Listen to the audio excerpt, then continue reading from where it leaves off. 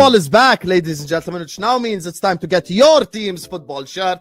But I'm not trying to pay £120 for a football shirt. I'm just saying. But I have found the solution for myself and for you, the lovely audience of the Don Husam channel, with your own coupon promo code. And this is the solution, ladies and gentlemen. All you've got to do is just go to okjersey.com. As you guys can see, all the options are there. Of course, I'm a Liverpool fan, you guys already know.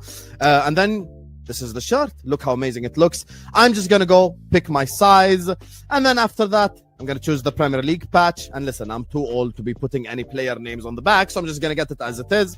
I'm gonna click add to cart, view cart. And this is the same thing that you guys do on any website. You proceed to checkout, you fill in all your information, and then after that, coupon code Husam. When you click this coupon code, you get a 8% discount.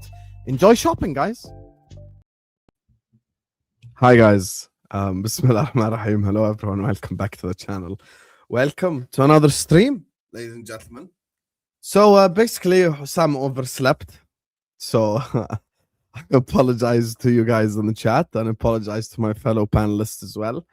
These guys are legends. I came here and they were all still here. I messaged them all. I apologize. You know, I messaged them privately, and I have to say it publicly as well because it's a public platform. So, you know, I fell asleep. There is no other way to say it. I slept, and I just fucking overslept. I had a nap because I was just so tired after today. So, yeah, we're a little bit late. No, a little bit late, not a little bit late. But anyway, big up to all of you guys. Make sure you guys are liking and subscribing. Mike Das LFC is in the description. Fam Zone is in the description. Lex's channel, Lex Dimit is in the description, and KJ's channel, KJSJ7, is also in the description. All links are there, and I'm gonna double check now that they're all there. If you're watching or on the replay, please. What the fuck does me criticizing the team have to do with me oversleeping, brother? This is why your name is Stop Making Sense, because you make no sense. How's that related? Husam from Jordan overslept, so he cannot say the manager's shit. Is that basically what we're saying? So, yeah, regardless, big up to all of you guys. Big up to everyone locked in.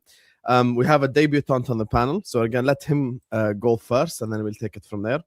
Hi, KJ. Talk to the people, brother. Well, thanks for having me on. That's the first thing I can say. Like, can't even lie. You've been saying I'm a fraud. I'm hearing it. I'm here, so let's see why I'm a fraud or not a fraud. How are you doing, brother? You good? Yeah, man. Not too bad. I mean, well, I say that, but yeah, I'm kind of fuming still. But we're getting to that. Talk to me about the football. Let's just get into it. How do you feel about today's game? Well, I'm actually on the same page as you in terms of today's game. Like, I feel like today was a change from what we've been seeing. I think we was good in the first half. Well, it could have been better in the first half, but I think we was good in the first half. I think we was good in the second half as well.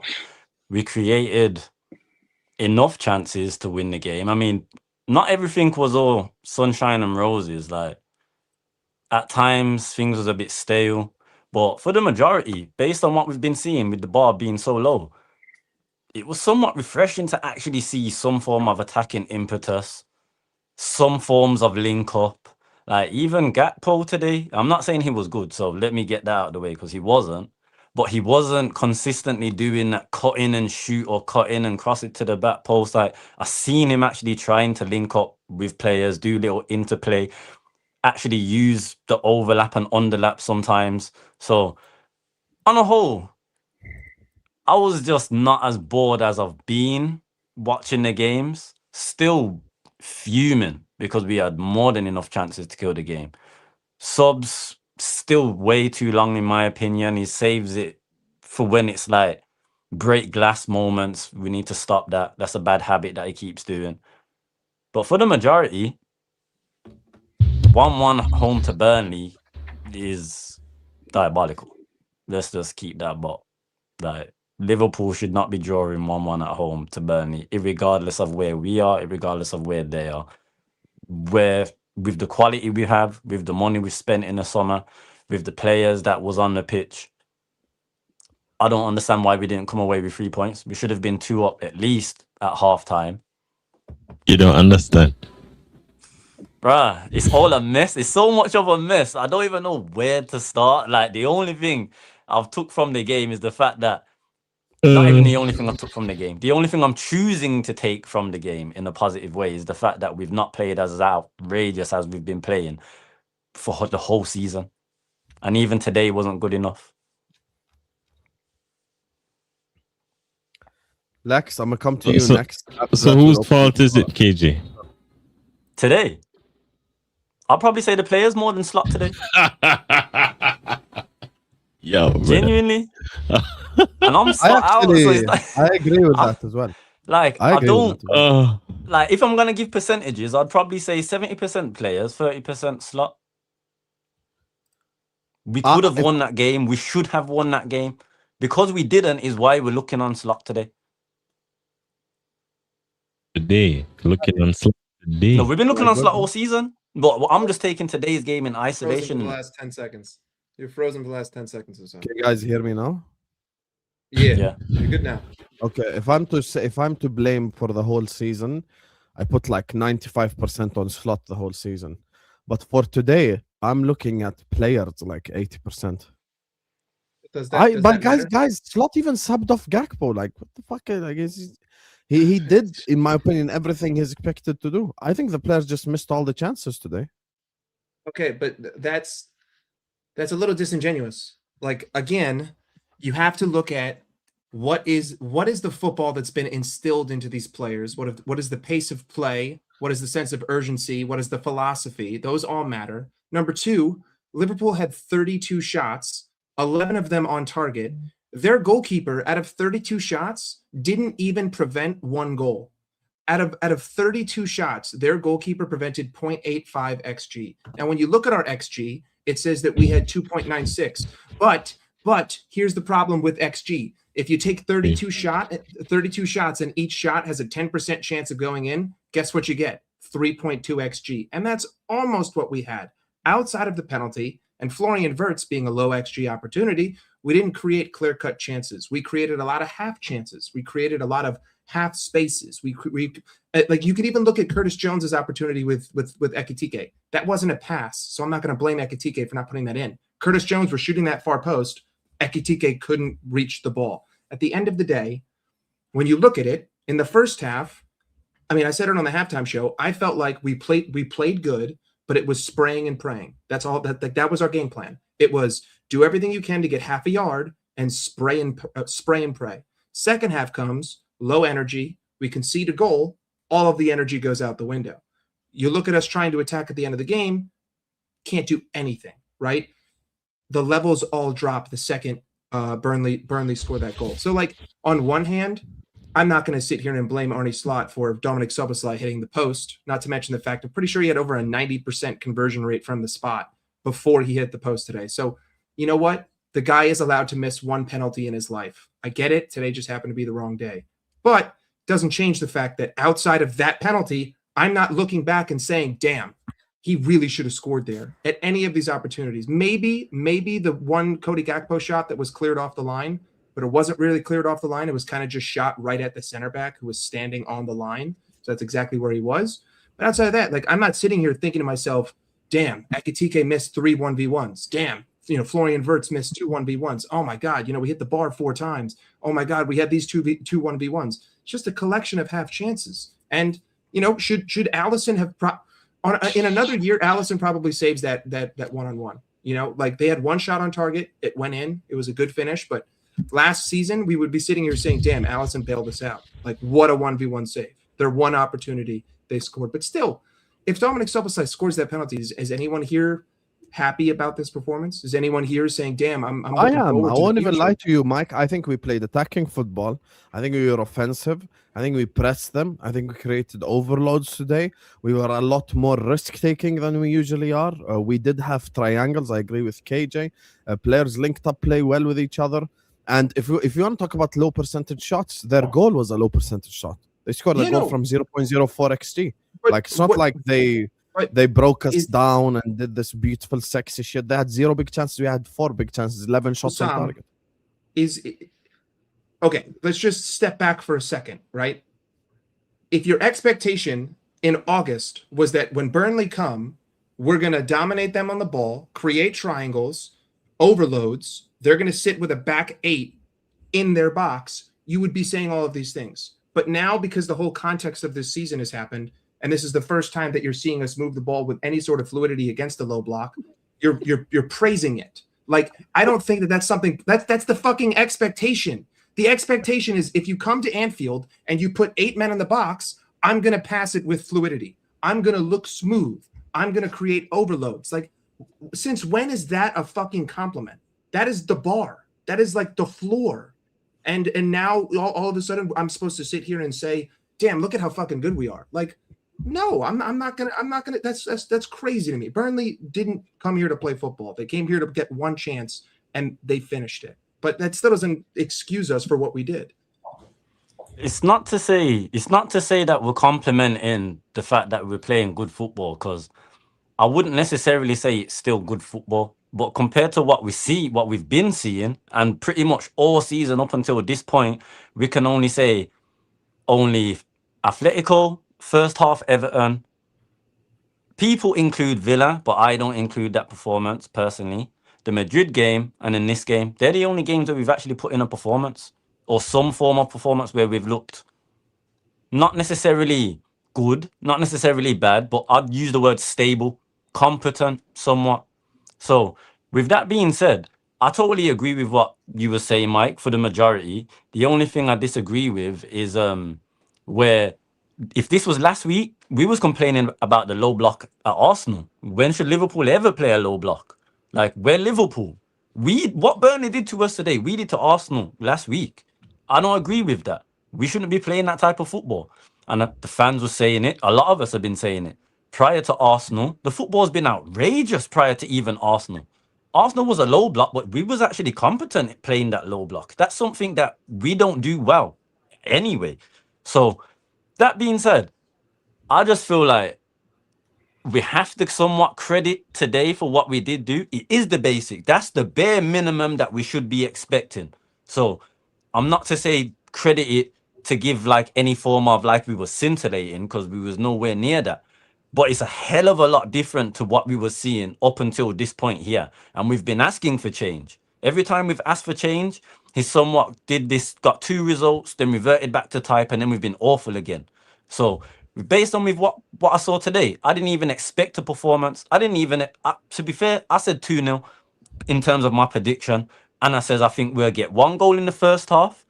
It will stink. And then we'll get 1 late at the end of the game. And even when I said that, I wasn't confident because clean sheets, that's not a thing for us this season, even against the likes of Burnley. So I don't know. So when Mike says the bar is on the, when Mike says the bar is on the ground, he ain't lying. Yes, the bar is on the ground, but in comparison to what we've seen, in my opinion, over these last like 4 or 5 games and like the whole season, I don't necessarily blame today on the manager, really.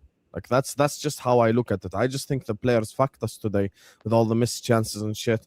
You know, Konate almost putting it in the back of his own. Like, Konate's finishing was probably better than all the forwards we had up top. Gakpo had 2 cleared off the line. Gakpo alone, Cody Gakpo by himself. The only thing I disagree with KJ is Cody Gakpo's performance, because for me, Cody Gakpo alone could have scored like 3-4 goals today. Just him by himself, you know. Ekitike had a chance where Curtis Jones, you know, shot it at him almost, where if he was just like a millisecond quicker, that's a goal right there. Ekitike is offside. If he was just a millisecond, like just a more aware of just having that, you know, kind of spatial awareness, we end up scoring that goal. We had chances, like even Frimpong got chances. Everyone had chances, in my opinion. You know, McAllister skying it. You know, where Mike was in the chat going like, "Attaboy, Maka," you know, just missing chances. So we had chances, bro. Soboslai missed the whole penalty. So it's not like today, I want Slot out, and I want Slot gone right now. And if it were up to me, I would sack Slot and hire Emeka, no problem.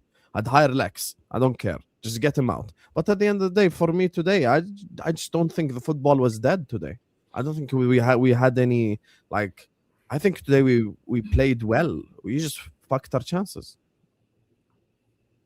That's it. Alex, do you guys? I don't know, man. Like, while I'm watching, I don't know about XG and all these new stats. I can't get into it yet. I'm just going on what I saw. Obviously, we moved the ball a bit quicker.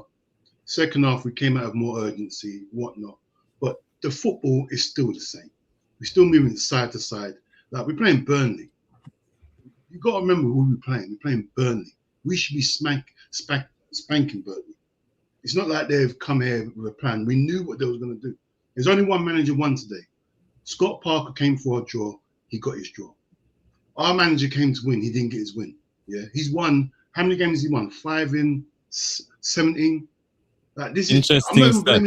Interesting stat. I'm not blaming the manager no more. I'm not blaming the manager. I'm not blaming the players. I've said this already. I'm not blaming them. We know what the manager's capable of doing. We know what the players are capable of. It's down to the board to make a decision now, because you know what? I can't keep on doing this every week. Like, no matter whatever positives you want to take from this game, I can't take them from this game, because this is a guaranteed win game. There should be no positives unless we've won the game. We should be talking about, oh, we've done this, we've done that. We're talking about stuff that should be natural to us. We're trying to take positives from a negative result, and I can't do it. Like, I can't do the stats. I can't do the XGs. I can't do it. I know what I saw out there, and it's every week. It's just the worst. The team was worse. Burnley are terrible. That's the only reason we look better. That is the only reason. It's not because we've done something different. It's because they gave us all the space in the world. They told us just attack us and we'll defend. And that is it. That's the bottom line to it. There's no intrigue. There's nothing about it. That's all there was to it. One team came to draw. One team came to win. And you saw which team was capable of exercising their plan. That's the bottom line. That's how I saw the game. But we've been so poor this season that both times we've played Burnley now, you can clearly tell they've done their homework on us, because they've nullified us. Even what about our homework? What about our homework? This is what I'm saying. This is on slot. That's on slot, and we've gone beyond that now. Like, we're all at a point where everybody here wants Slot gone. We've all wanted him gone for how long now? But for some reason, he's here. Why? We can all keep asking the question why. We all saw a couple weeks ago Maresca and Amarin get sacked. And in all honesty, if we compare Slot, Amarin, and Maresca this season, Slot's been worse than out of the three. So why is he still here? We can keep asking it. We can keep saying Slot out, and I don't mind still saying Slot out. But at the end of the day, it's beyond Slot out now, because he's still here. So clearly the people up top, they want to keep him still. They're not ready to pull the trigger yet. So we have to work with what we got.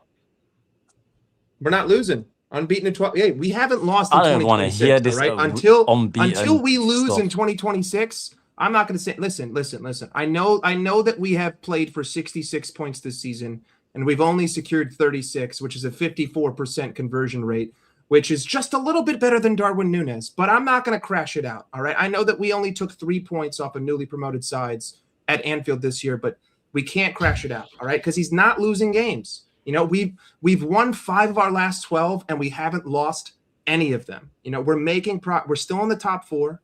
We're still ahead of the mighty Brentford. We're going to be okay. Not to mention, big up to Chelsea for knocking Brentford down too. Hey, brother, you know, we haven't beaten any other 3 promoted teams at home.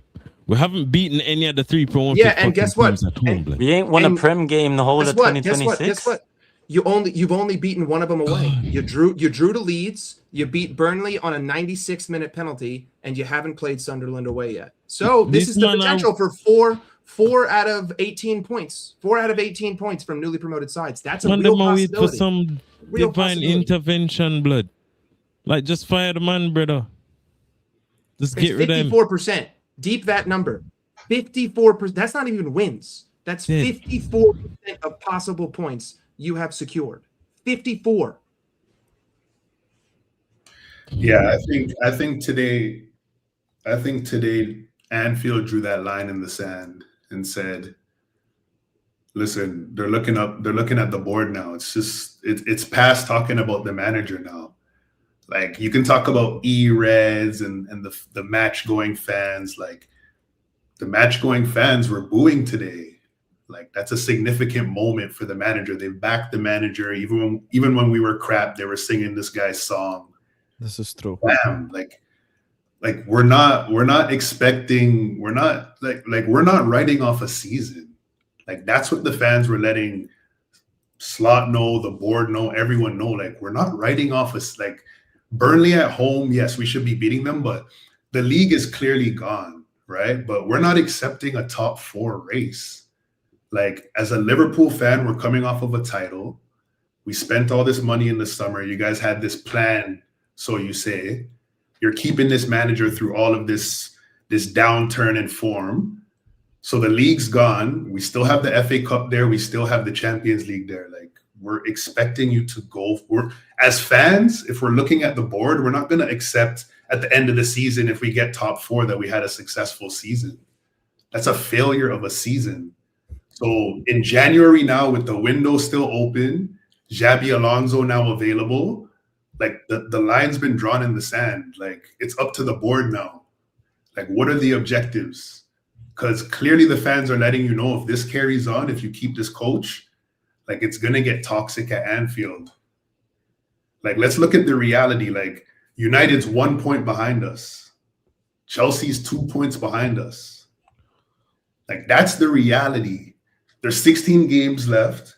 I think people should go look at the last 7 games that we have to play this season. And based on how we're playing now, like the end of the season could turn into a disaster very fast. I just want to make one point. I'm happy that you said that there's 16 games left. If we continue to be as consistent as we are being in terms of points taken, I want you to guess. I don't even want you to guess. We will end on 62 points. Big up the men. Big up the men. If we continue 54% of points taken, we will end up on 62 points after winning the league. That's not even good enough for top 4. Just saying. I know he's joking and it's pissing me off. The fans. Yes, bro, he's being sarcastic. You didn't even realize that the first time. I'm joking. I can't believe I'm it. joking. Lex, you worked with Mike enough. No, you know what Mike is about. I realize it, but at the same time, I just can't help being upset about it. Because that's the point. That's the point.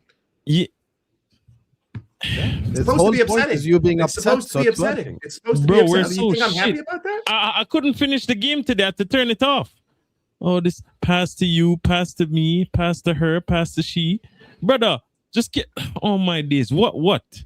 You know, 4 weeks ago, we had a 7-point gap. We was 4th with a 7-point gap to 5th. Yeah. Did you know that 5 games into the season, we had a 5-point gap, and now we have, what is it? 15. We're 15 points. That's a 20-point swing. That's what no one ever talks about. No one ever talks about. They say 15-point gap, and they conveniently forget. Well, you were 5 points ahead, so you dropped 20 points.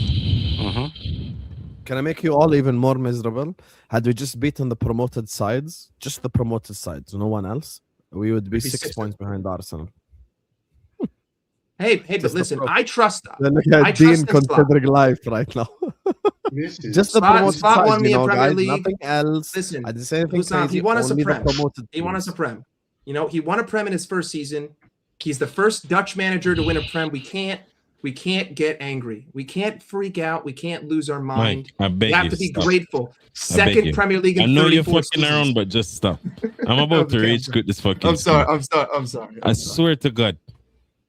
Oh my days, brother. I don't even, bro, right? Look.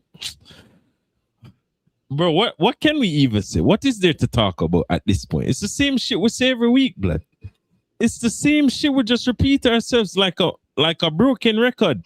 It's like us here, just some normal guys gathering together on a stream, have more IQ than man they making millions, blood. Give us the millions. We'll fire him for you.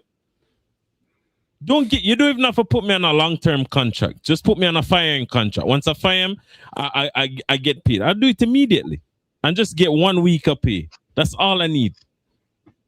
It's crazy because bro, what is the? Are we looking at it saying, well, if he can give us that, then he keeps his job? Where is the future planning here? It's just like for United, yeah. Man, they've been saying for weeks. How is Amorim in a job? And then I was just about to say, how much do we have to pay him if we was to sack him? Bro, but at the same time, it's like what's the hold up? No, but is that a reason why they're trying to No, delay bro. it? I think Oh, he what- wants so 6 what million a reason? year. So what it would be next year would be 6 and half a year. So maybe like probably if I'm gonna 10? guess maybe 9 to 10 million.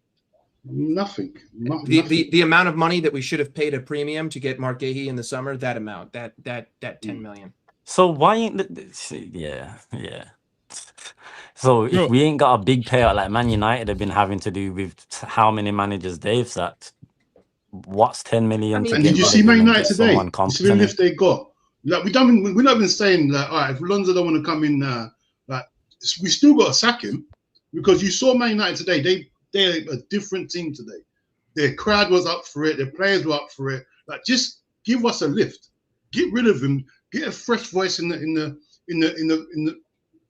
change room. Get a fresh ideas. Like, we're hearing the same thing. As fans, we hear the same press conference, cut and paste every week. He's going to talk about, I was unlucky. I ain't even heard what he said this time. But I know he's saying about, I'll be unlucky, low block, some crap like that he's going to say. And then I asked him about the booze, I think, and he said Asked those him. weren't booze. That's just frustration. They Like, were- brother, that's what I'm saying. No, I asked for this yesterday on the stream. it's I fucking just to be- Shakespeare blood. I asked Definitely the fans. I asked the fans to booed. They did. They Yeah, finally did. Yeah, today was different. I think today changes things. Like I genuinely think like Marseille is that game. Like I think he could lose his job after that game, genuinely. Like I don't think FSG, they're gonna look at the realistic landscape. Like top 4 is genuinely in danger now. You have to decide now whether you trust him to go forward or not. Like, you know, as you were saying, United look good today. Chelsea's going to get their little manager bounce, and Chelsea's next 4 or 5 games are easy. It's all relegation teams, right? United beat City today against all odds. Their fixtures should theoretically get easier as well. Man, gonna be in the Europa League next season, But- blood. What is Okay, this? but Like it's getting to that I'm break. a- We're at that breaking point now. Like, and that's how I felt today. Where it's like, regardless of the performance, I don't really care about who we want to blame. It's clear that this manager can't carry the team forward. So, like, are we saying we're okay with not playing Champions League next year? That's what the owners are telling me now. Like, over the next week or two, like, that's going to tell me, like, what are y'all doing? Are you going to back him? If he's your guy, I want you to back him. Get the players that the team needs. Fill the gaps that you left in the summer. The January window's open. But you can't keep him and then not buy anyone as well. Then like top 4 is like that's not guaranteed. Like that's not guaranteed for us. So I just want to watch now for the owners. That's all I care about now. I want to see the decisions that are made. Are you buying players? Are you letting this guy go? But something has to give now because it's clear this isn't going to work. It's not going to work. I just One think thing that, Emeka said as well that people maybe haven't like zoned in on as much as, which is very true, is Slot has lost Anfield. Because we come here and listen, we have all experienced it, whether as content creators or on Twitter or wherever. You know, we get called, none of us are Scousers, we get called E-Reds, you know, have you ever been to Anfield, all that. I heard Dean speak about it yesterday or 2 days ago where he was like, you know, he was just losing his mind on streams because of people saying that way, you know, oh, like, have you ever been to Anfield? Yeah, where you're from and all that. So now Anfield is turned as well. Like when Anfield turn, brother, writing on the wall, it's done. When Anfield boo you, you're finished. You're actually finished. And today, you know, Tom pointed out as well, people at Anfield were chanting attack, attack, attack, attack, which we haven't chanted since Palace away at Brendan Rodgers. So it's been a really long time. So if Anfield turn on you, players turn on you, fans turn on you, it's long. Do I feel bad for Slot? No, because I think he caused this on himself. And football is a ruthless sport.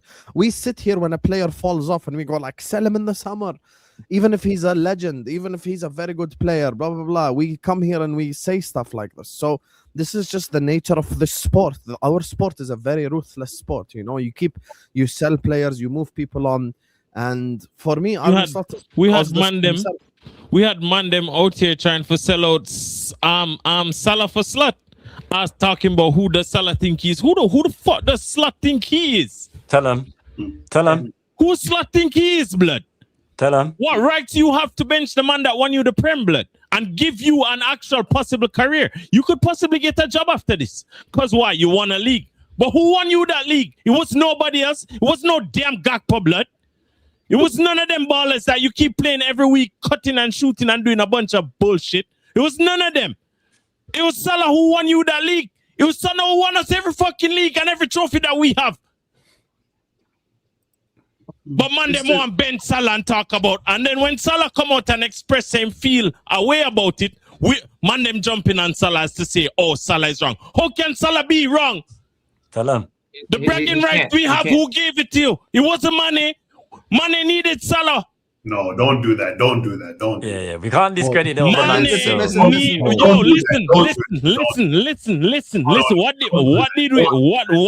did we win before that?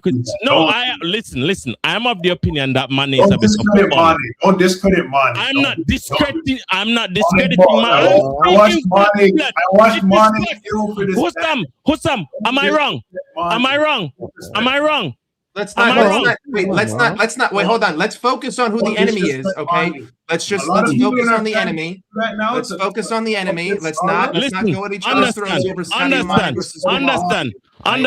I am of the opinion that Mane is a better footballer than Salah, yeah? And there's a lot of credit to be handed to him, but until we got Salah, we weren't winning anything. So it's just we only had Mane for one season before Salah. You're also only one season. It takes 3 Ps. Okay, because Bobby Firmino was the connective tissue between Sadio Mane and Salah. And they both left, and we still won. That's my point. No, I get it. Mane did his thing for Liverpool. Yes, I'm not saying he didn't do his thing, but what I'm saying is when they left, we still won. Why? Listen, Mohamed Salah had 48 GA last season, so this isn't really just facts, bro. I'm not lying. I'm not making stuff up. I'm just speaking what has happened. That's all. But just to rewind it a little bit. It hurts me too. I wish I could have given Mane the same credit I can give Salah. I just can't. Salah, man. Like Salah didn't Mane did his thing. For the ones that watch the NBA, the league title last season was like the Warriors NBA chip after like KD left and it was against the Celtics. Title. Yeah, this is like the Salah title, like that's basically it. So Mane left, everyone left, people fell off, blah blah blah. The midfield left, and he stayed, and he got 48 GA, and we ended up winning the league. This is a reality, guys. Hold on. You guys, just like everyone before gets their props for those titles. It's all the same. Yeah. Listen. I love Sadio Mane as much as anyone else. There's just one constant denominator. That's all I'm saying. It's just one constant denominator. And if you we gotta go back a second. Look, if you want for credit Mane, listen, he's the reason that Salah isn't winning any AFCON in it. So we can balance it out. You happy now? Yeah, big up to Mane. Big up Mane. Big up Mane. Listen, Salah isn't even getting a bronze medal, but that's a different story. Listen, we gotta just back it up a little bit because we're like, Hey yo. Okay, listen, let's be mature. I think that there is some sort of sense in saying that Anfield might have turned a little bit, right? I mean, listen, I'm not going to repeat what I called it yesterday and what I call it on my own stream. I have my own monikers for what Anfield is right now, but they showed at least a little bit of a backbone, right? Like they're taking a little bit of testosterone. They're starting to get rid of the estrogen. Like being a man is coming back to being at Anfield, right? Showing some stones. But at the end of the day, the problem is that the board has already proven that they are negligent and incompetent and do not hold any sense of foresight, right? Like we knew this in October. They showed no foresight. What makes you think that if they listen, basically in simple terms, the board doesn't even know what they're going to have for lunch, and it's 11:59 a.m. Like it's lunchtime and they don't know what they're going to have for lunch. So I can't expect them to make a good decision. Like you've put yourself in such an impossible position. There's 16 games left. Xabi Alonso just left Real Madrid. Arne Slot is still here. There's 18 months left. Like Mohamed Salah is coming back. Like you've waited so long that you've put yourself in an impossible to win scenario, which makes, like, listen, I'd say impossible to win in the idea of if you sack Slot and you win nothing, people are going to blame you. If you keep Slot and you win nothing, people are going to blame you. What is the most likely outcome this season? I win nothing. So either way, I'm fucked. Either way, people are going to blame me. So I can't crash it on them on the day for not making the decision. I can crash it on them for allowing it to get to this point, for not being able to see in the future and say, how could I fucking believe in this bald fucking idiot's football? How could I ever think that this is sustainable? This is something that's worth backing. But listen, I think that we could get a short-term bump if we were to get someone like Xabi Alonso, but I don't even know if that's what, like, I don't know what Edwards wants. I don't know if that's who they want. Like, I have no idea if Edwards and Hughes genuinely are like, that's my guy. I don't know. I don't know. And I don't think any of us know. I think the only people who know that is Edwards and Hughes. And if you were to sack Slot, I mean, what's his face? The guy who left, Heitinga, who went to Ajax. He requested to come back, but he was denied because we're like, we don't know if he's going to be here at the end of the season. Like, that tells me there's just indecision everywhere. I'm assuming right now that basically the reason why it's so negligent and it's so fucked up this season is that our backroom has been completely split. I think that there is like a line in the sand that was drawn, and you have the half that wants Arne Slot and believes in him, and you have the half that doesn't want him and doesn't believe in him, which leads to indecision. That leads to complacency. Look. That leads to us missing Semenyo, missing Gahey, keeping Arne Slot. Like, I think that that's the most logical conclusion, just based on how other organizations work. Genuinely, when there's indecision, there's not agreement, and when there's not agreement, there's a divide, and when there's a divide, well, that's of the people in power. So I don't know. I mean, I'm just saying, I don't know how we could win. I want to get rid of him just because fuck him. He's a bald piece of shit. He's an asshole. He's a fucking loser. He's a gaslighter. But I don't run the team. Am I going wrong? Am I going mad? Because you know what? Before we got Slot, wasn't Alonso our first choice, or is it just am I going mad? PR-wise, PR-wise. He was. He was our first choice. Amarin. Was he our first choice? Yeah, he was. I remember wanting him. So I don't understand. The opportunity is there. There's a solution now. It's not like we have quite a few of his players, anyways. Yeah, because that's what I'm saying. There's a solution there. Like Alonso went Real Madrid. You know what Real Madrid is like? It's toxic over there. He hasn't just become a bad coach over there. Yeah, bring him in. He's got credit in the bank. He knows the club. That this will give us a brilliant lift. Now, I don't understand what can be wrong with bringing in Alonso now. Like, there's an opportunity there. We can't wait till the end of the season and then think, oh, we might get Enrique. We ain't getting Enrique. Yeah. I reckon Enrique stays where he is. Plus, his contract don't run out till next year anyway. So I think we should just pull the plug now, bring in Alonso. Even if Alonso wants to come at the end of the season, just bring someone in now, just to give us something fresh, something we can build on for next season. Like, these players, to me, you can see these players have given up. Agreed. To me, it doesn't matter. It doesn't matter what plans they have for the summer. The only thing that matters, like what you're saying, is do like United then get like a proper interim, like somebody who can actually just be a force of encouragement. I wouldn't necessarily say go ahead and get Gerrard as an interim or this or that or blah blah blah, because that is very dangerous. Because any sort of positivity, if we end the season with a FA Cup, Gerrard's getting the job in it. Because man, them go start for cry for that. I don't necessarily want that, but at the end of the day, it's like, you see, if it's a case where I could analyze our results and how we're playing and see a way where we could actually just get the bare minimum as to accomplishments, like maybe Champions League, maybe a FA Cup trophy or something, or maybe a good Champions League run, then I'd say, all right, let him stay. But the performances are below average to terrible. You get me? It's never, even when we win game, it's not like we're looking at it and saying, and even when we did the 5 games in a row at the start of the season, there were still holes and gaps. And even prior to that, it's a good thing that we started last season so well. But when you have a manager that in his press conferences this year saying, oh, teams start to play against us differently. Well, yeah, that's the whole point, blood. You expected the man them to come and with the same tactics again to play against you, especially when they realize it's so flipping easy. Man, them realize it's so easy. There's so many different ways to play against us, blood. Man, them can play high line and done us, mid block and done us, and low block and done us. It just depends. Yo, take your pick, blood. Take your pick. Take your pick. Put your striker on Konate and long ball. Inshallah, you'll get at least 2 goals. I guarantee you that. Just target Konate. Or Konate was good today, though. Was he good today?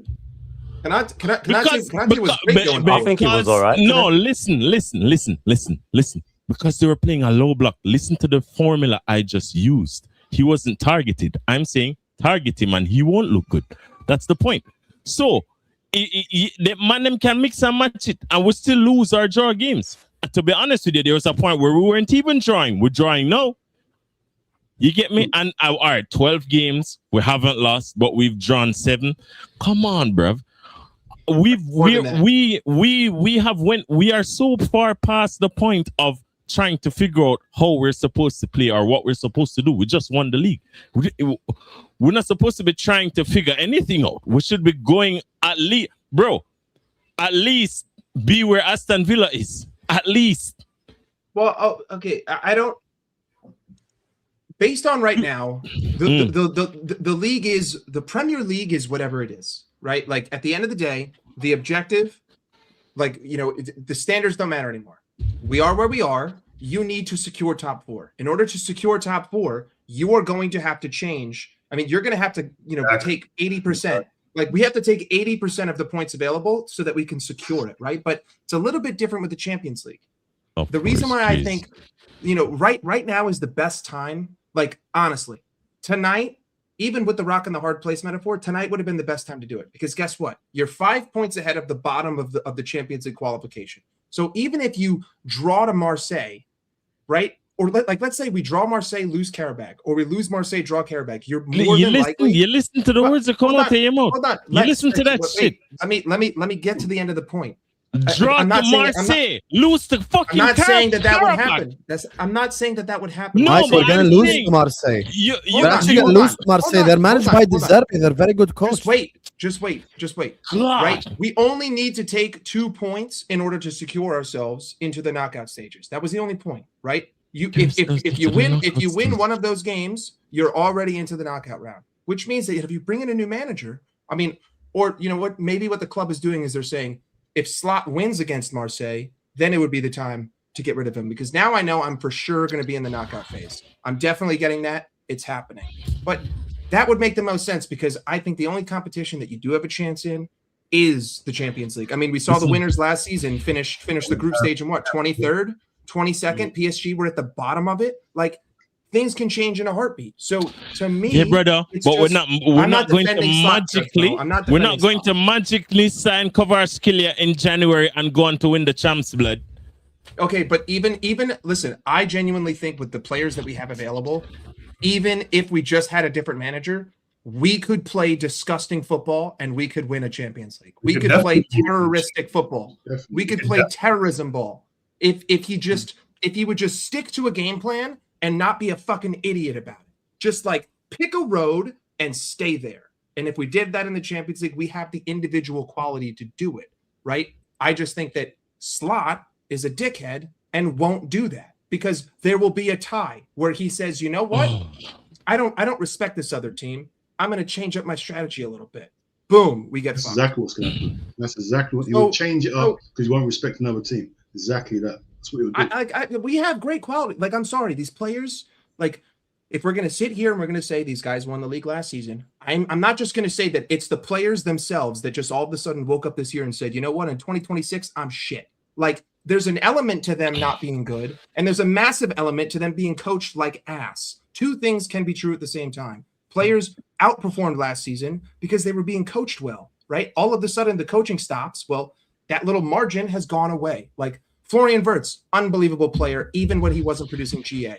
Cody Gakpo, not a great player, but he can get the job done like he did last season. He is capable of doing that. He is capable of doing a job. Not going to score you 20 goals, not going to get you 20 GA, but he can be efficient, just like the rest of these players. The manager just doesn't know how to do it. Like it's very evident from January 2025, we have been a completely different team than we were from August to December of 2024. And since then, every single player has marginally gotten worse and worse and worse. And the only ones who ever show any glimpses, more often than not, it's like an individual moment. Like, dude, Wirtz's goal today, I'm sorry, that's just a fucking insane strike. That's just an individual moment of brilliance. Dribbling by PK before that. You go near post there. Are you out of your mind? Like you think that you can just slot that into that 2-foot gap? And It then was a good finish. Frimpong's goal in the FA Cup. I'm sorry, that's not a consistent. Szoboszlai's goal. When is the fucking last time Szoboszlai took one of those shots and it was on target? Almost half the time they go 10 feet above the bar, or they go right at the keeper. So it's just like, I think with any other manager who would just stick to one game plan and say, this is how we're going to play, we could see efficiency. And we don't need to be that much more efficient to get top 4. We really don't need. Like, we're 54% of points taken, get that up to 75. 20% increase, easily doable. We can make top 4. Easy money. And honestly, it's probably going to be a top 5. Like, let's just be real. Chelsea are going to go far. City will go far. Arsenal will go far. If Liverpool make it into the knockout stage, they'll go far. We're looking at a top 5, not a top 5. I'm going to ask you guys about like Liverpool moving forward a little bit. Before we do that, let me just grab these supers. Guys, big up to everyone locked in. We got 700 people in the building. Once again, I apologize for starting the stream late. I apologize to my fellow panelists and everyone in the chat. I apologize. I literally just overslept. I'm so tired. I'm really sorry. Tomorrow, inshallah, the plan is the Villa watch along and the AFCON final. And we have Ahwa at night as well at 9:30 p.m. UK time. So plenty of content coming your way. Big up everyone locked in. Please do like the video. Please do subscribe. Let's get 200 likes ASAP because we got 700 people locked in. Let's get to 300 likes, 400 likes ASAP. And big up to everyone who supported us. We're going to go to the supers now. And don't forget to check out all the channels. All the links are in the description. KJSJ7, Mike Das LFC, Lex Dimit, and FamZone is where you can find every single one of the panelists. Emeka is just here in it. So, yeah.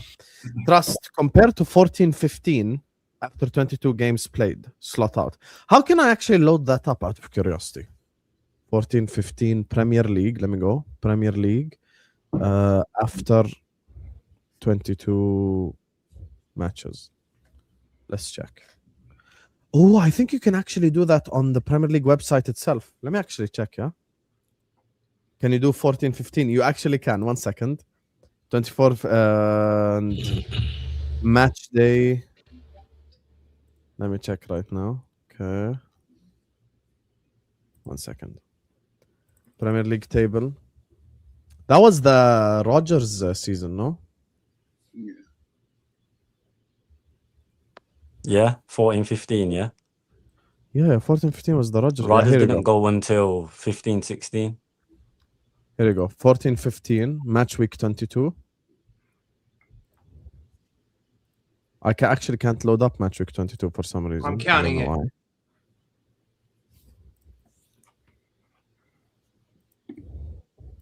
$21, $22. I'm trying now. $28.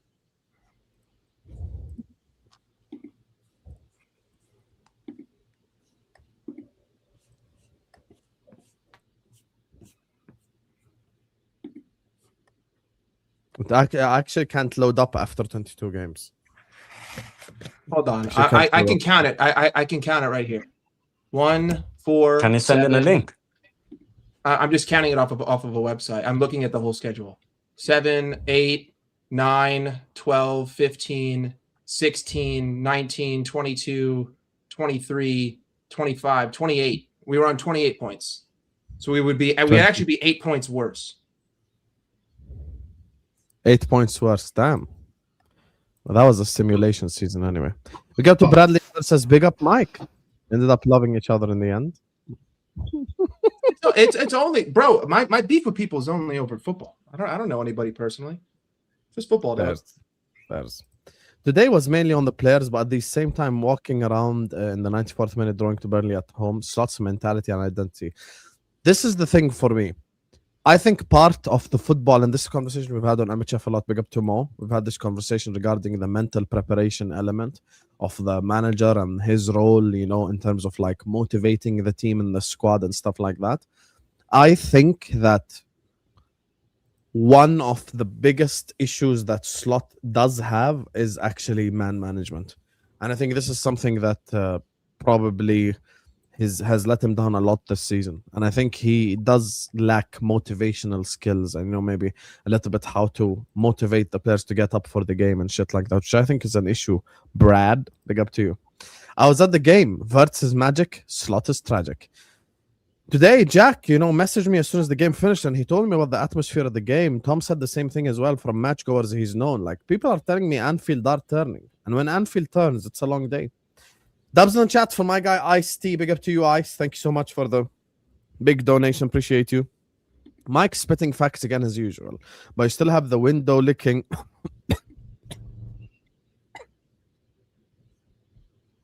But I still have the window licking smooth brains telling anyone who says there is problems with the way things are that they are plastic fans and go support another club. Everyone, I'd just like to welcome everyone to my life from 3 years ago when I was asking the club to invest more money so we can actually win with Jurgen Klopp.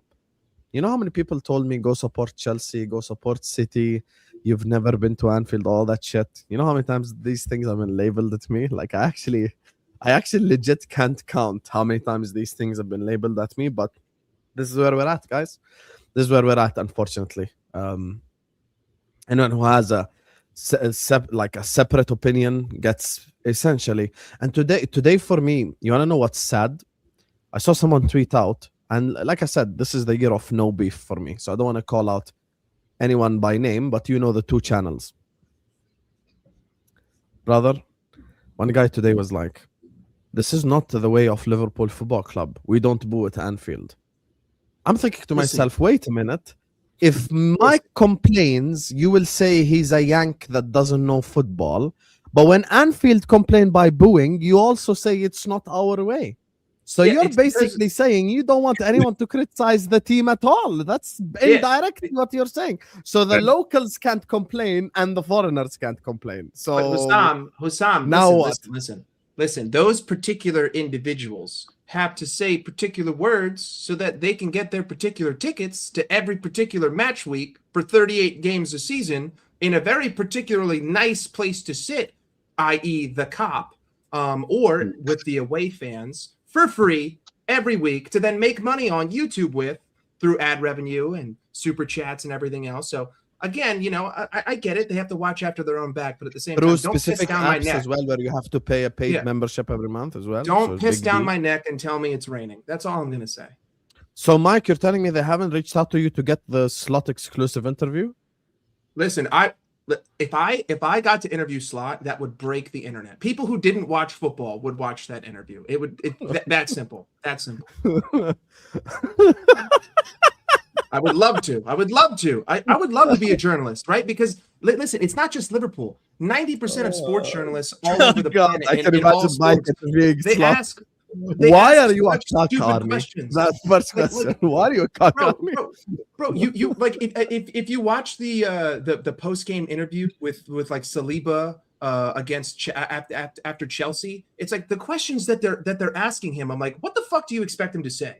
Like, oh, did you find it difficult to play the game today? It's like what the fuck do you think? Did you watch the game? Did you watch the 90 minutes? What kind of question is that? Stupidity. Yeah, but seriously though, where do we actually go from here? Like, that's the question I want to ask next as soon as we finish these, because it's very important. Why did Salah not help Egypt win anything? Please don't criticize Mane. Look, here's the thing, AGD. If I can give you just a 1 minute breakdown, because I'm probably like more in depth on African football than the guys on the panel. With all due respect, I've done a lot of research and I've watched a lot of AFCONs. Like, Egyptian football is different than any football in the continent, where Egyptian football relies on their local players. The 06, the 08, and 2010 teams all won with their local players. Egyptian football had an unfortunate hooliganism incident where 74 people passed away because of infighting in the stadiums. And the league ended up stopping 4 times in a 5-year period from 2010 until 2015. So Egypt doesn't have a good generation of footballers because of that. Like, their league stopped and they had a lot of issues from that perspective. And to be honest, one of the greatest African players of all time is just very unfortunate because he ended up falling on the worst Egyptian generation of all time. Like this is by far the worst generation of Egyptian players. You look at like even pre the competition, when I was asking people, guys, who do you think will win AFCON? No one even had Egypt in their top 5. Like they're supposed to get knocked out by the Ivory Coast. So the fact that they even got to the semi-final is a massive achievement to him and to Marmoush this tournament. They both did well, but Senegal was a step too far. I mean, you're looking at players at West Ham, Fulham, compared to players at Ceramica Cleopatra. Like it's just not really it's not really a match. Like it's just not matching, you get me? So yeah, I don't think any Egyptian team was good enough to win the AFCON. So y'all want Alonso 3-4-3? Brother, we would take like factual. Anything. We take 2-5-6. Like we would take 15-0-0. I don't care. Just give me a new manager. I want a new manager, but I don't want no 3 at the back. No, but he's done 4 at the back. Come on, man. He's done 4 at the back. We already build up. We guys, we have 75% possession. You already spent 75% of the game with 3 at the back. Like, what would the harm be in just setting up with 3 at the back? I don't understand. Like we don't defend against 90% of the team. And you really not only that. Like, the composition of the team. 4-3 against Arsenal. Like Frimpong's the right wing back. We ain't got enough centre backs right now. We ain't got no centre backs. Then we'll need to buy a few. Yeah, that's what I'm saying. Which we should have already done. This Gahey, so I don't know if we're willing to spend any money on. We're not going to buy anyone. We have to buy someone. You're not going to attract anyone worth getting who's already, because they're going to be a starter where they are, and they're going to probably be playing for a country that's playing in the World Cup, and they don't want to come to Liverpool right now. Hey, brother, listen. We bought Van Dijk in January, innit? Yeah, from Southampton. Yeah, so we need bodies, literally. Yeah, but we're looking at Bastoni from Inter, Schlotterbeck from Dortmund, Van de Ven from Tottenham, Gahey from Crystal Palace, or we were looking from Gahey. We can definitely get Van de Ven for sure. Right now, I don't think Spurs let him go. I was gonna say Spurs gonna ask for big red right now. Plus, you got to add on January tax. Spurs are in turmoil, but listen, let's wait till them get relegated, innit? Look, what's the ethos of Liverpool? The ethos of Liverpool is attacking, sexy football, and we can do the defensive stuff when we feel like we're the underdog. That's just how Liverpool have been across history. That's the DNA. When I'm playing Burnley at home, I better dominate them. But if Real Madrid come to visit and we go defensive, it's okay. The Liverpool fans aren't upset.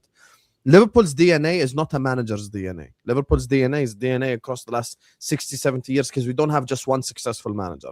Bill Shankly, Bob Paisley, Joe Fagan, Kenny Dalglish, Rafael Benitez, Gerard Houllier, God rest his soul, Klopp, Jurgen, Slot. We have a lot of managers across history who won stuff at Liverpool Football Club. So we don't just have one guy that set the DNA like a Man United. So it's different for us. So we're a football club where it doesn't matter if you play 3 at the back or 5 at the back or 4 at the back. We're a football club that believe in a certain style. If Xabi Alonso can have 70% possession and create 9 big chances at home to Burnley with 3 at the back, everyone will take it. Okay, and who gives a shit if it's 3 at the back or 2 at the back? As long as we're playing a certain way, in my opinion. Yeah. So, not looking forward to for my birthday. I'll be honest with you, Andrew. I actually see us winning that game. Yeah, City are not that scary right now. Yeah, they're gonna turn up. Our easy games are gone now. Our schedule is horrible. So, guys, this brings me very nicely to the next segment. Great segue. Big up everyone locked in. Like I said, all my brothers' links are in the description. We're going to talk about Liverpool moving forward because I actually went and I checked the Liverpool next 6 fixtures. So, are you guys ready for the pain of Liverpool next 6 fixtures? Marseille away, Bournemouth away, Karabakh at home, Newcastle at home, City at home, and Sunderland away. Those are our next 6 fixtures. So, Emeka, I'm going to reverse the question back on you. Where do Liverpool go from here? You start us off, brother. As I said, I'm looking at Hughes and Edwards. Like, it's judgment day now. Are you gonna let this guy go, or are you gonna back him with players? Like, it's one or the other, because I don't see us surviving if we just stick to the status quo. It's clear that it's not gonna turn around. This is his style of play. Like, I was hearing from one of the match going fans, there was a moment when we were breaking on the counter. I think it was 4-on-3 or 4-on-2, and it was Zobo, and he turned and passed it backwards, and the cop was obviously aggravated and making noise, and fucking apparently Slot was clapping it. He's like, yes, we're up 1-0 at home to Burnley. 1-0 at home to Burnley, and you haven't given these players the confidence to attack relentlessly and have confidence that if they mess up the pass or if they turn the ball over, that they can reset into a defensive shape where we don't concede against Burnley at home. Exactly, bro. Exactly. So, You know, to score makes more sense. than 2 goals. You know what was crazy? Doesn't You make know what's sense to me. crazy? You know what's crazy about these new managers nowadays?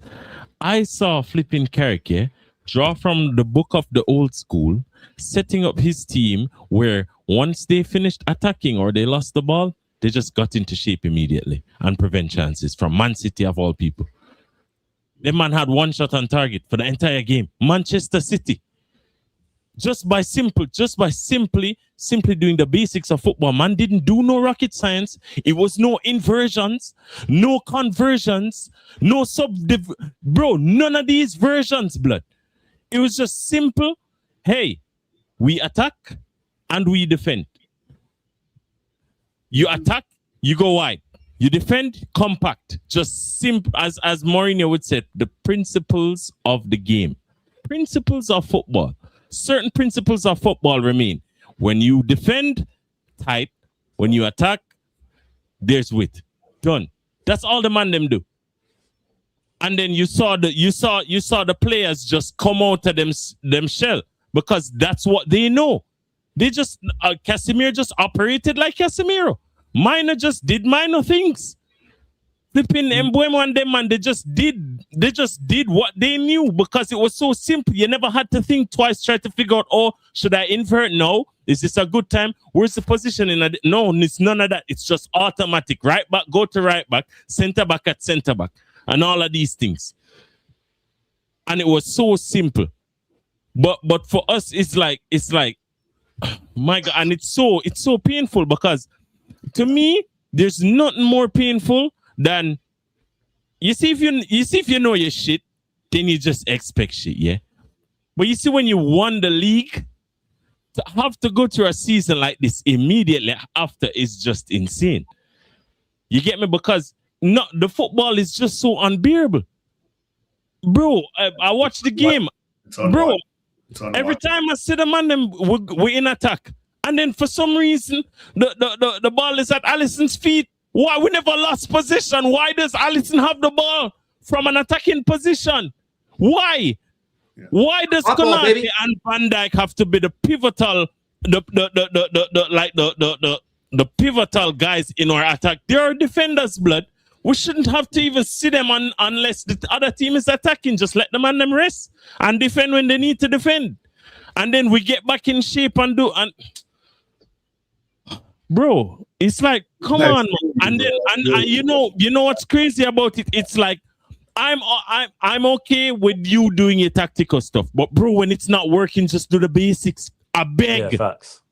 I beg. I'm not saying, don't be like a tactical or don't be one of these new age managers, but at some point, you have to know when to just relax and stop with the bullshit, blood. But yeah, brother, that's why it's literally down to the board now. Like it's judged. I'm just saying, like today was just that literal turning point where it's like, it's not working.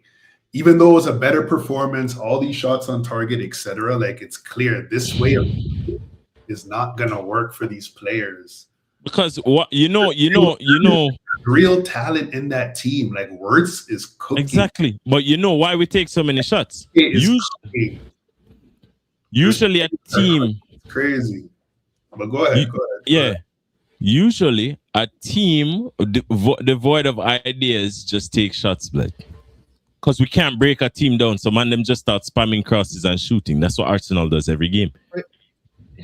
Okay, yes, but the problem is that this is all about the philosophy that has been instilled, right? Like when you look at us today, how many times on the counterattack, if Dominic Szoboszlai was the man with the ball, when Wirtz was the one with the ball on the counterattack, Wirtz drove. Wirtz said, fuck this, I'm going forward. If it was any other player, it was drive 2 feet, stop, look around, turn back, right? Because it's like these are like the subtle philosophies that have been instilled into these players for the last. And listen, the common guilty parties are the ones who were here all of last season, because this is what was instilled into them in January. These are the little things. These are the little moments in a game. Yes, the clock might read the 55th minute. You don't know if that counterattack would have been the difference between 1-0 and 2-0. You have no idea. The problem is that you weren't willing to take that risk. You weren't willing to go. You were not willing to take the step forward. And it's like this, when I say like the philosophy, like today, tactically it wasn't on slot, but the philosophy was on slot. The way that I saw the response to the 1-1 was on slot. The way that I saw our counterattack, that was on slot, unless it was Ekitike or Florian Wirtz or Frimpong, the one who had the ball, because they're just going to put their head down. I would add Jones into that as well. Yeah, 100%. This season, Curtis Jones, he's been excellent going forward, carrying it and basically saying, screw the game plan. But like, that's the main issue. And going forward, I mean, another massive problem is going to be like, I don't think it's just let the players play, let the players do their thing. There's a lot of things that we have to unfuck out of these players, for lack of a better terms. There's a lot of philosophies that we just have to get out of these guys' heads, that we just have to say, stop doing this. Go back to just being a natural instinct. Like, I look at Soboslai and I think this dude is fighting his instincts every time. His instinct is to go. I want to take a shot. I want to get on goal. I want to score. That's who I am. I'm a bad man. But like, Slot basically has neutered him and said, no. You're my relentless presser, right? You're my gegenpress merchant. You're my just utility tool, my Swiss Army knife. You're my modern James Milner. You do what I tell you and you be a good boy. Like, we have to get that out of these guys. And I don't think that just sacking a manager and bringing in a new guy, maybe for a game. And I think that, this first game with United, it's a little bit unfair because no matter how shit United are, they always turn up against City every single season. If it's at Old Trafford, they show up. Yeah. But they did, like, it did look like something clicked for a lot of those players, because there is quality in certain players in that team. And I think all Carrick did is he just put them in positions to do what they do well, right? Everyone played in a position that made sense to them, and it clicked for them, because it's like, these are still quality players. And I feel that's what will happen for us with a new voice. Just someone sensible to be like, yo, this is how you attack. This is how you defend. I don't think Slot is coaching any sort of defense into these guys, because the minute it passes like the 60-minute mark, teams just play through. The gaps are everywhere. There's no press. It's like a mid-block, low, like we're in between. We don't know what to do when we lose the ball. Like I'm just seeing Burnley play through our press like it was easy. And it's like, that's a red flag. Like, you were talking about offense, but when you're a dominant possession team, you want to suffocate the other team. Like, even if you lose the ball, get it back quickly. Like, why are we falling into a mid-block? We don't know how to reset our defensive shape. And it's just, that's why I feel like I get what you're saying, Mike, but the quality is there in this team. Like, these players are smart. If you put them where they will excel, they can do it. I know if you position Zobo where he needs to be, where he can actually attack and, as you said, give him that impetus, give him that allowance to play the ball forward. These guys can create. These guys can play well. It's all management now. So for me, like, I'm done talking about Slot. I just Hughes, Edwards. Like, now I'm looking at you guys. What's next? Like, it has to be now. Xabi's available. Like, you don't have any more excuses. Like, they should be on the phone with him now, so that even if Slot doesn't get fired this game or the next, the wheels are in motion. You're just sorting out contracts, sorting out logistics. Like, let's not waste any time, because we don't know if Pep is staying. We're assuming he's staying. He might not. Like, City could go for Xabi. There's a lot of teams that could go for him. But I think we shouldn't waste any time and just, okay, let's get the ball rolling now. That's what I'm looking for, or looking to see going forward. Exactly. But one of the issues that I'd say in the game today was, especially, you just mentioned the Menka, Burnley's midfielders basically beating our press, running through the midfield like no one was there. And part of that is because, and I noted it down while I was watching the game, from like 64th minute, Grav was leggy. Like, he had no legs to get about the pitch anymore.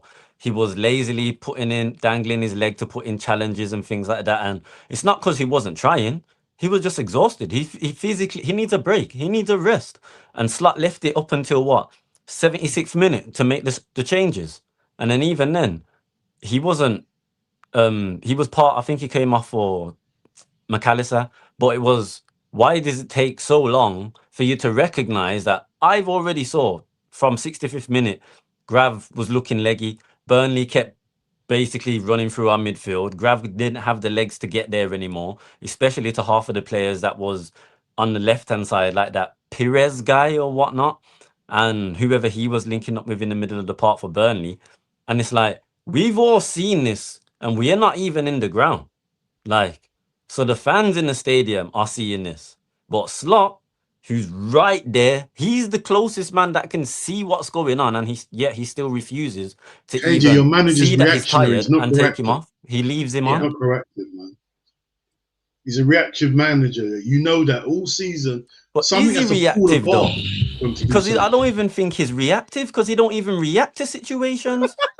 Yeah, we have to No, concede. he What doesn't. situ- He doesn't. He ignores his eyes because he has the ego the size of the fucking sun. He's a We have to dickhead. concede first. Before him to make anything, we have to concede. We have to be in a position where He's not even reactive. It's crazy. No, he's not reactive, bro. He's got his head up his ass the whole fucking game. He's sitting there. He just, we scored a goal, and the fucking asshole goes like this. We're up 1-0. We just scored. Florian Wirtz just scored, and you're doing this. Guys, remember, control. Slow it down. We're up 1-0, but slow. Like we're all in wheelchairs. No one's allowed to move. Listen, if anyone can He rewatch the actually game, did that? He did that? right after Wirtz scored, he did this. I want everyone, if you have the ability to rewatch the game, go to the 75th minute. Go to the 75th minute. I want you to look at Jeremy Frimpong. Jeremy Frimpong will be on the right-hand side, occupying the position of the right winger. There will be no Liverpool player other than Ibrahima Kanate named, who's 40 yards behind Jeremy Frimpong, within 40 yards of Jeremy Frimpong. And when you look at the screen, you see 6 players sitting at the penalty spot, dead still for 5 seconds. I counted. I rewinded 5 seconds. I've seen that multiple times. They stood dead still, just like, yo, you gonna cross it, bro? Like, listen, I know that you got 3 guys on you. You did this against Arsenal. You gonna cross it, bro? Come on. Yeah, Put it I've in. seen it Listen, multiple times. The only thing I want to say is, when it goes to your original question, Husam, the next 7 games, it's very simple. I've laid out last night, pinpoint exactly what was going to happen in this game. I'm going to lay it out for you what's going to happen in the next 7. We're not going to lose any of them, but we're only going to win 2. We're going to win 1 of the Champions League games against Qarabag, and we'll beat Manchester City. And then we'll draw 5, and Slot will still be here. But guess what? Don't beat Manchester City. I believe that 16 points just might get you in the top 8 of the Champions League. So we won't have to play in the round of 32, which will unfortunately hinder us. But that's my prediction for going forward. I think Slot's not going anywhere. I think Anfield's going to become more hostile. Again, it's a cauldron of you-know-what. But yeah, please go back, 75th minute, watch it. I tried to say this all fucking season. We isolate. We put ourselves into 3v1s, and everyone else just sits at the other side of the pitch, and they say, come on, cross it, do it. But guess what? What happens when you actually get to the byline and you spam crosses? For some reason, isn't it a novel concept that a 6-on-3 doesn't lead to goals? I mean, i.e. Kirkez today. Get the ball to Kirkez, get to the byline, cross it in, 3 offensive players versus 6 defenders. That sounds like high percentage opportunities, if I've ever heard it. I think if you're going to cross, you want to be in a 6-on-3 disadvantage. You only want to have 3 players and 6 defenders. That's the best possible situation to have a cross leading to a goal. And if you look at it, 46% of our possession in the opposition half was at the left-hand side where Kirkez would have been holding the ball. So that was the plan. Get the ball to Kirkez, spam. And then once Kirkez came off, it was get the ball to Frimpong, spam. But you know what? It's kind of hard for any fullback on the planet to assist a 60-yard cross on a counterattack, let alone a 60-yard cross against a low block for 95 fucking minutes. So, Right, guys, there's a little bit of a rant all over the place, but 2 wins, 5 draws. That's my prediction. Unbeaten. We're not going to lose in 2026. I don't think that can go. That can't go on. I don't think that can work, man. Honestly, I have never in my life following football, like from when I first started the sport, I have never ever seen a more miserable unbeaten run than the one that we're on right now. This is the most miserable, like pathetic unbeaten run I have seen in my fucking life. You know, this whole unbeaten run gimmick is just dead from the beginning because it was just made because the whole anti-Salah agenda, which Lex pointed out earlier, and now we sit here and we actually have to listen to people telling us about this unbeaten shit. Like, no one cares, bro. With all due respect, fucking half of them are draws. We've drawn to Leeds twice. We've drawn to Sunderland. We've drawn to fucking Burnley. You know, who are other draws? One was Arsenal. The other draw was Fulham. You get me? This whole unbeaten run. Fuck this unbeaten run. It's the most cringy shit in my life. Oh my god, Liverpool are unbeaten in 12 games. Fucking half of them are games I'm expecting us to win where we played like fucking shit. Tottenham Hotspur win. Don't even get me started on that performance. By the way, till this day, I still think Spurs away was our worst performance of the whole season. No, it's Like, not even a question, but it was actually worse than the loss at home, in my opinion. Like, even though we won 2-1. Someone in the chat they put up 11 on target, talking about the shots on target. I just want you to do the math, sir. If a team has 11 shots on target and the opposition goalie prevents 0.85 xG, that means that the 11 shots on target averaged less than a 10% chance of going in, which basically means you took 11 shots in the dark. You took 11 shots that had an 8% chance of being a goal. If you want to hinge a good performance on 11 chances to have a 1 out of 10 shot, I mean, by all means, brother. You can use that as a positivity, but I think that that's crazy. Crazy. Yeah, I think at this point now, Husam, the title of these pods now shouldn't even have slot in the title. It should just say Hughes, Edwards, FSG. Yeah. It's time now. Like, there's no point talking about this guy anymore.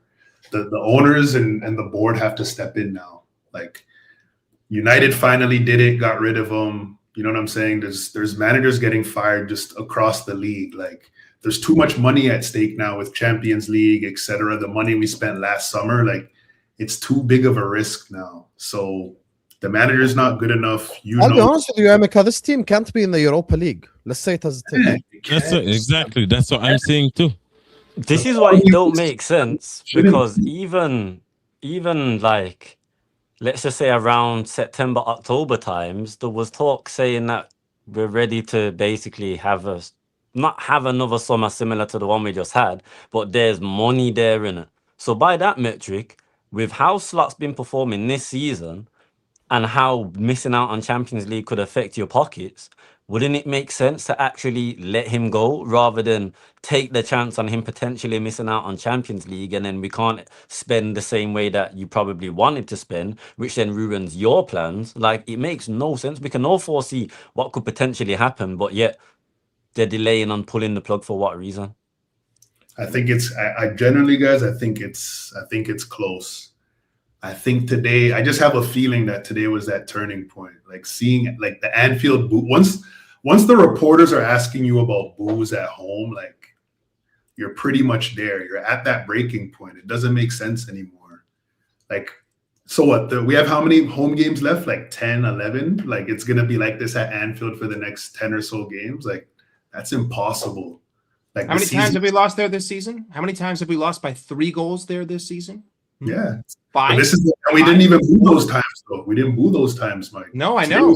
But that's the fans deserve just as much blame.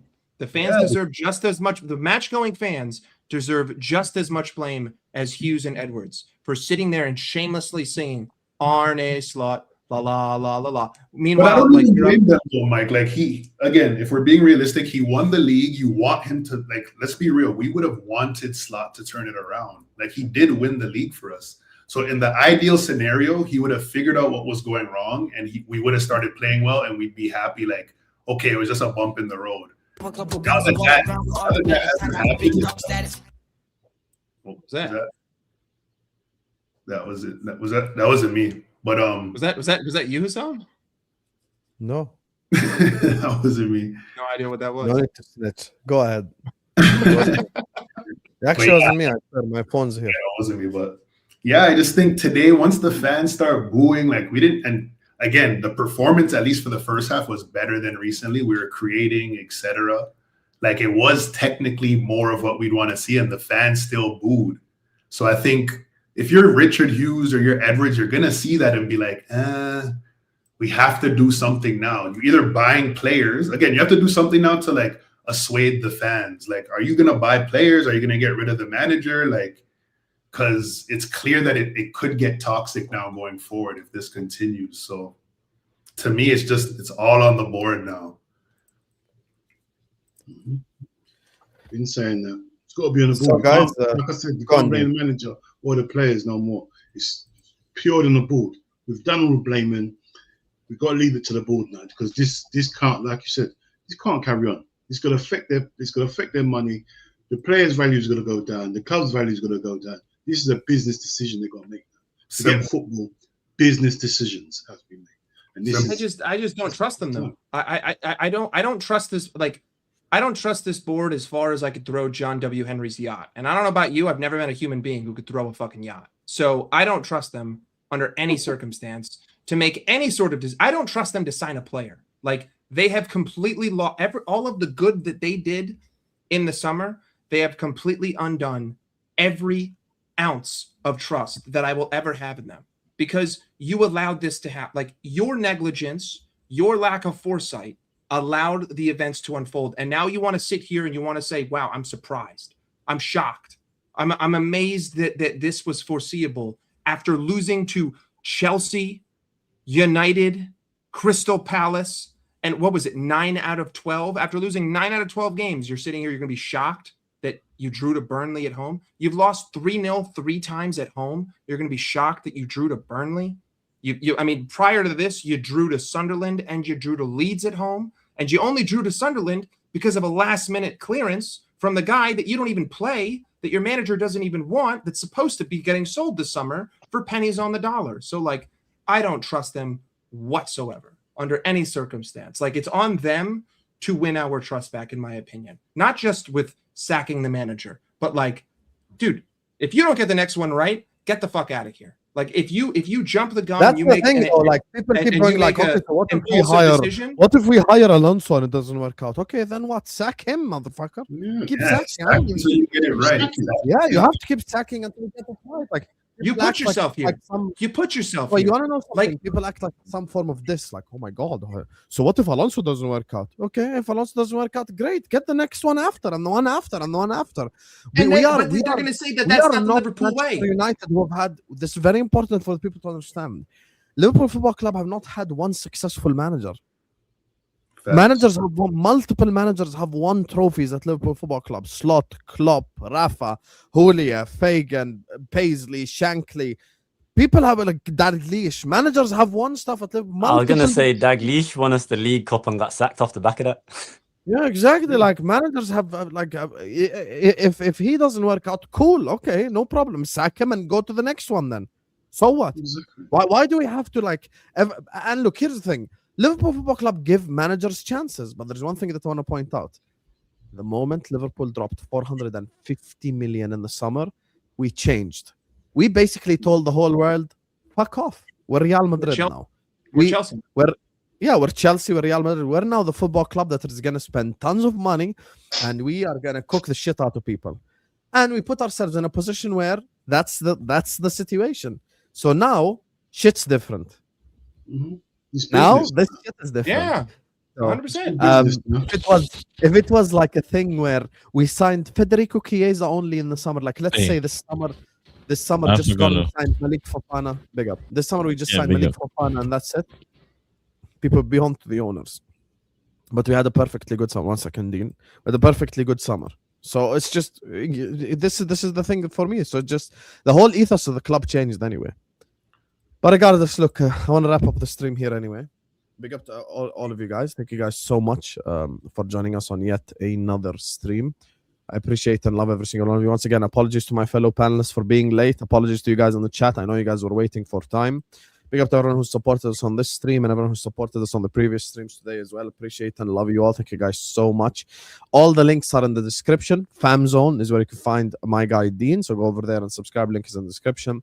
Mike Das LFC is where you can find Mike Das. Go give him a subscription. And KJSJ7 is where you can find KJ's channel. All the links on the description. Emeka, you can just find him here in it. So like this video and subscribe to this channel as well. You can find more of Emeka. Love you guys. Thank you guys so much for supporting us. I see from the ones live, CB is live now talking about the Chelsea protest. So go over there and just spam Husam Raid in his chat. Go show him some love. Appreciate you all. Love you guys so much. And yeah, see you guys tomorrow, inshallah, on the Villa watch along. Big up. There you go.